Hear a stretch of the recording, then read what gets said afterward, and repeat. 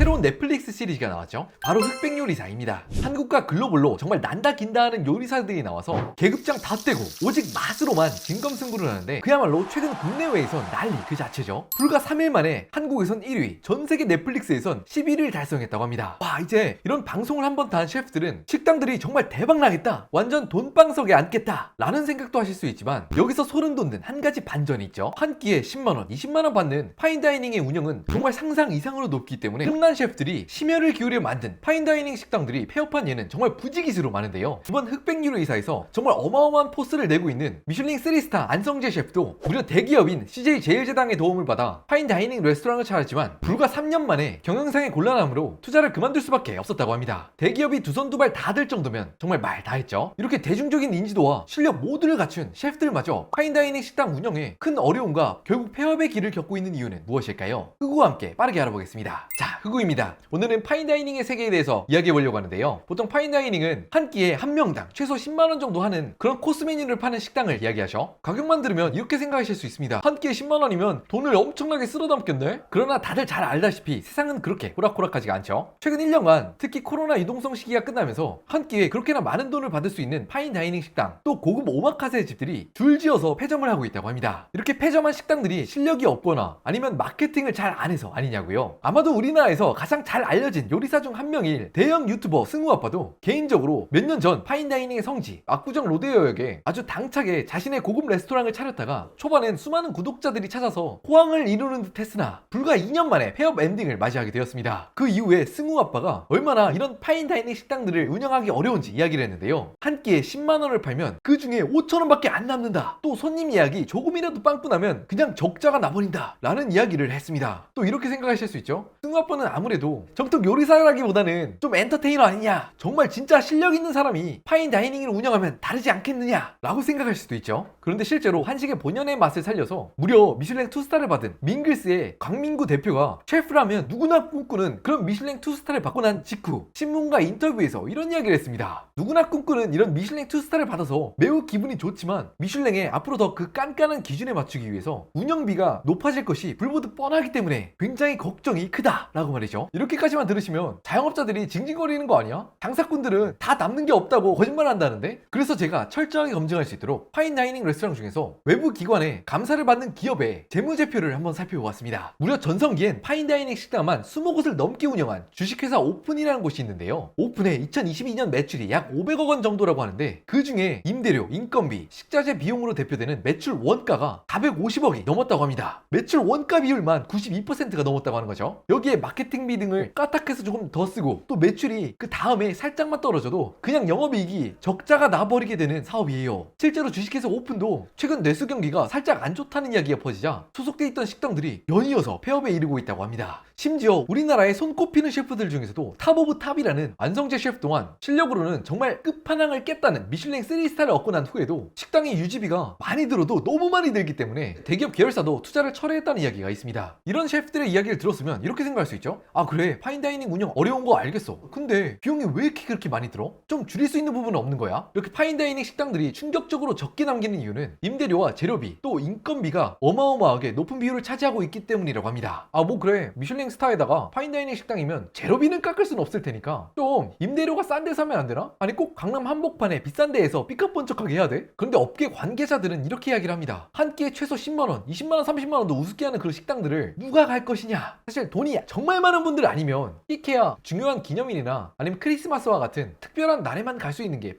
파인다이닝이잖아요. 사실 그마저도 우리나라 국민 하면 뭡니까? 가성비의 민족. 한 끼에 10만원 미쳤어? 야, 그 돈이면 소고기를 배 터지게 먹을 수 있어 라고 생각하는 게 우리 한국인들이기 때문에 이렇게 찔끔찔끔씩 나오는 메뉴들을 먹는 식당들에 10만원, 20만원 혹은 그 이상을 태울 수 있는 사람은 인구 구조상 많을 수가 없습니다. 그렇기 때문에 파인다이닝을 운영하는 셰프들은 자존심이나 남들에게 뻗대기 위해서가 아닌 강남 압구정 정도가 아니면 그 고급진 레스토랑들을 손님들로 채울 수 없기 때문에 피치 못하게 높은 가액의 임대료를 내고 들어올 수밖에 없다고 합니다. 그럼 과연 인건비는 어떨까요? 인건비야말로 식당 오너들이 미치고 팔짝 뛰는 부분이라고 합니다. 최근 5년, 8년 들어서 우리나라의 최저임금이 무려 1.5배 그 이상이 올랐죠. 그런데 특히나 식당은 손이 정말 많이 가고 일이 상당히 고되기 때문에 인건비를 아낄래 아낄 수가 없는 업종이라고 합니다. 흑백 요리사에서 열연하고 계시는 안성재 셰프가 운영하고 있는 미슐랭 3스타 모스 서울을 방문한 고객들의 이야기를 들어보면 식당 안에 밥을 먹고 있는 사람보다 일을 하고 있는 사람이 더 많아 보인다. 고객이 20명이면 웨이터와 셰프들이 거의 한 30명은 돼 보인다 라는 이야기를 하죠. 이런 상황에서 인건비 포션을 줄인다? 와, 이것도 정말 쉽지 않아 보입니다. 이런 제반 상황을 들어보니까 저도 승우 아빠가 왜 이렇게 10만 원을 팔아도 5천 원 남기기가 어렵다, 유명 셰프들도 까딱하면 정말 적자가 나고 망하기 십상이다 라는 이야기를 연거푸어하는지 정말 이해할 수가 있습니다. 그렇다면 우리 같은 일반인들은 자연스럽게 궁금증이 들죠. 요식업계가 얼마나 빡센데 그렇게 어렵게 일하고도 돈을 제대로 못 벌고 적자에 허덕이면 도대체 파인다이닝을 왜 해? 병신이야? 업계 관계자들의 이야기를 들어보면 그럼에도 파인다이닝 식당들을 하는 이유가 두 가지가 있다고 하는데요. 첫 번째는 명예라고 합니다. 안성재 셰프가 국내에서 유일한 미슐랭 3스타 식당을 운영하고 있는 그 명예가 있잖아요. 흑백 요리사에 나왔던 수많은 셰프들이 정말 전국에서 내노라 하는 그런 엄청난 셰프들이 있는데, 그런 셰프들도 이 젊은 안성재 셰프에게 리스펙을 하는 모습이 정말 요리는 하나도 모르는 제가 봐도 정말로 멋있었습니다. 그리고 또 한 가지는 돈 때문이라고 하는데요. 야, 지금까지 파인다이닝 식당들 돈 안 된다 라는 이야기만 주구 장창하지 않았어? 그런데 여기 반전이 있습니다. 파인다이닝 식당 오너들이 100명이 있다면 90명 혹은 그 이상은 이렇게 폐업 엔딩을 맞이하지만 아주 극소수는 완전 천상계로 승천할 수 있다고 하죠. 그 대표적인 예가 요리 관련 프로그램에서 세계적인 스타 셰프가 된 고든 램지를 들 수 있죠. 고든 램지는 방송에 출연할 뿐만 아니라 런던에 두 곳의 파인다이닝 레스토랑들을 운영하고 있는데요. 그런데 정말 웃기게도 고든 램지조차도 자신의 파인다이닝 식당들에선 적자를 보고 있다고 합니다. 아니, 그럼 과연 고든 램지는 어디서 떼돈을 벌고 있을까요? 아마 눈치채신 분들이 정말 많을 것 같은데요. 고든 램지는 자신의 이름값과 영향력을 한껏 활용해서 전 세계에 자신의 이름을 딴 수많은 식당들을 오픈했습니다. 한국에도 잠실, 성수 등 여러 곳들이 배치돼 있죠. 저도 고든 램지가 도대체 어떻게 돈을 버나 궁금해서 가봤는데 무려 햄버거 하나에 14만 원을 받고 있다고 합니다. 와, 이게 진짜 실화인가 싶은데 이 정도 가격이면 웬만한 최고급 식당에 가서도 식사를 할 수 있을 것 같은데 햄버거 하나에 태운다? 와, 진짜 어질어질하죠. 이 메뉴뿐만 아니라 다른 버거들도 가격이 굉장히 있어서 햄버거 하나에 콜라 하나 시키고 감자 하나 시키면 5만 원은 그냥 가뜩이 넘었던 걸로 기억합니다. 버거뿐만 아니라 다른 라인의 식당들도 절찬리에 운영 중이죠. 저는 정말 한번 방문해보고 이런 것들이 장사가 잘 될까 싶었는데 한국 형님들은 정말 역시 눈치가 빠릅니다. 다른 나라에서도 정말 잘 되고 있는 고든 램지 스트리트 피자가 결국엔 말도 안 되는 높은 가격으로 폐점했다고 하죠. 실상을 들어보니까 3만 원으로 운영되고 있는 무한 피자 뷔페라고 열심히 홍보를 했었는데 고객들이 피자를 먹어도 다음 피자를 안 내주고 음료수를 하나 추가하는데 5천 원에 소스 하나 추가하는데 또 5천 원. 이쯤 되니까 내가 피자에 왔는지 최고급 레스토랑에 왔는지 헷갈릴 정도로 높은 가격을 지불해야 하니까 눈치 빠른 한국인들, 또 이런 식당은 절대 안 가죠. 결국 폐점했다고 합니다. 그래도 한국이 아니라 전 세계에 고든 램지의 이름을 딴 식당들은 정말로 잘 되고 있다는데요. 이렇게 자신들의 영향력을 활용해서 파인다이닝 식당들이 아닌 그보다 더 영역을 확장해서 돈을 버는 것이 어쩌면 명예도 얻고 돈도 얻을 수 있는 셰프들의 꿈이 아닐까 하고 예를 가져와 봤는데요. 오늘은 겉으로 봤을 땐 정말로 멋지지만 또 안에선 정말 치열하고 살아남기 어려운 파인다이닝 식당 업계에 대해서 알아보았습니다. 정말 이렇게 치열한 요식업계에서도 오랫동안 승승장구하고 상장까지 준비하고 있는 백종원 대표가 정말 얼마나 대단한 사람인지 개인적으로 깨닫는 시간이기도 했는데요. 오늘 다루었던 파인다이닝 업계에 대해 미처 제가 다루지 못한 내용이 있다면 선생님의 의견을 아래 댓글로 꼭 남겨주세요. 언제나 저와 또 다른 시청자 선생님들께서 정말 즐겁게 보고 배우고 있습니다. 또 우측 하단에 구독하기 버튼을 누르시면 또 재미난 주제를 잡아서 조만간 다시 인사드릴 수 있도록 하겠습니다.